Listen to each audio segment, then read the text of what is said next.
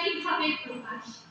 শ্রী শ্রী ঠাকুরের নিত্য লীলা সঙ্গী হয়ে স্বামী তথা ইষ্টের প্রতি নিষ্ঠা প্রত্যাশা রহিত হয়ে তারই সুখ সুখিত্বে সাধনায় চির অতন্ত্র কল্যাণ রূপিণী তিনি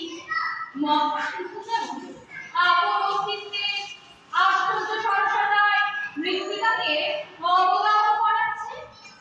প্রাণরসের অজস্র যোগান দিয়ে সৃষ্টিকে রক্ষা করে চলেছে বৃষ্ণ শীতনের সেই প্রভুর কান্তি। পরস্পর বিচ্ছিন্ন সমস্ত দ্বীপ ও দ্বীপপুঞ্জের মাঝে সংযোগের মহাসেতু রচনা করে দাঁড়িয়ে আছে প্রবাহমান কাল গাম্ভীর্যের প্রশান্ত বুকে আমাদের বড়মাল তো তেমনি ভাবের প্রকাশবাদী।